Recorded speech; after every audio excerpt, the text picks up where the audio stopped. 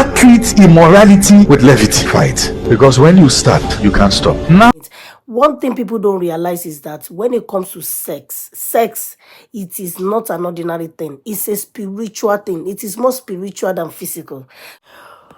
Okay, welcome, glorious family. So I just want you guys to listen to this beautiful message. Very short and very precise. Okay, it's filled with words of wisdom, because I believe that if your marriage is as important as you think, then you should be able to fix it anyhow it will work. Okay, so because marriage, people think it's just a joke, but it's not. People take marriage with levity. They don't know God is involved when it comes to marriage. It involves God himself, because that was one of the things he established from the onset.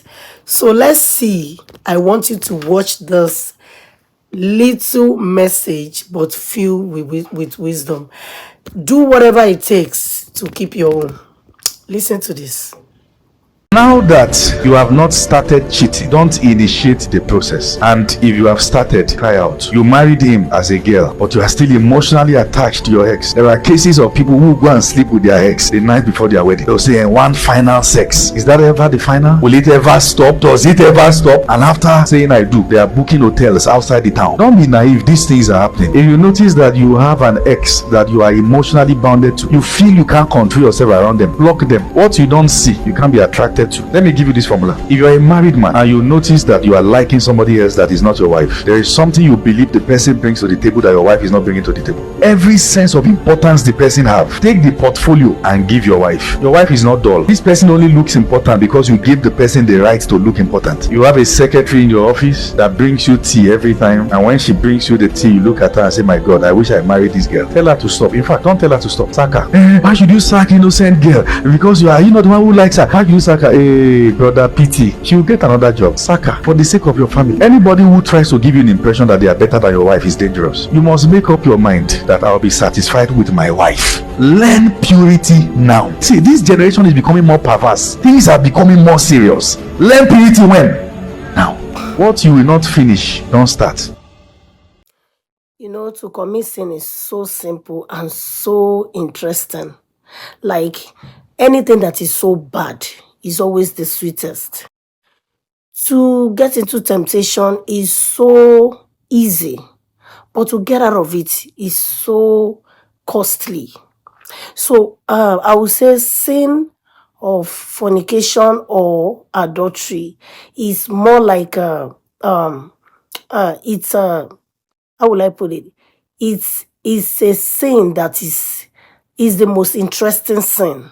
Okay, because it will keep drawing you nearer and sucking you in, making you have fun and enjoying it, and then before you know it, you are gone.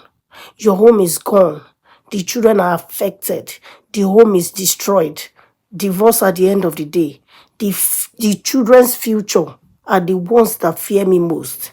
A child who's supposed to enjoy both parents end up having just one parent raising them, and at the end of the day, is either the parents succeed over them or he fails or she fails, because 4 eyes were meant to nurture them till they grow, but 2 had deviated or strayed away, and then it remains 2. So if that 2 is not sticking by God and seeking help, the loads of parenting overweight them, and at the end of the day, it's either it affects the children the more, or the whole work just gets messed up. Like, do we ever think about these children when we do all these things? Do we ever think about these children? He said what he said. He said, if you had to sack your secretary, if you're so tempted to the extent that you cannot control it and you're going to get in it.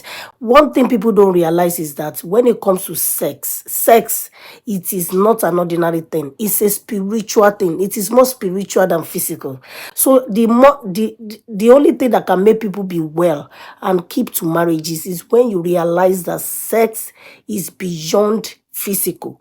Once you put that in your head, because that woman you want to sleep with, or that lady, that your secretary or whatever, or even that your boss in the office as a female that you want to sleep with, you don't even know him spiritually. It is not everybody that is everybody. Like, it is not what you, sometimes the more you look is the less you see.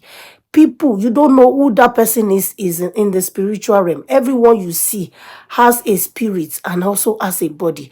The body is a temple. The spirit, what spirit is in that person is the kind of temple you're worshiping. You don't know what kind of spirit is controlling that person, whether it is the spirit of God or the spirit of the Satan. If it is a satanic spirit, then you're worshiping in a temple that is very wrong. And if you have to worship in such temple, what happens to you? You will regret it in the end. So let's be guided. Let's think deep before we fall into foolish temptation. Period. Thank you for watching. I'll see you again. We had a glorious generation, family.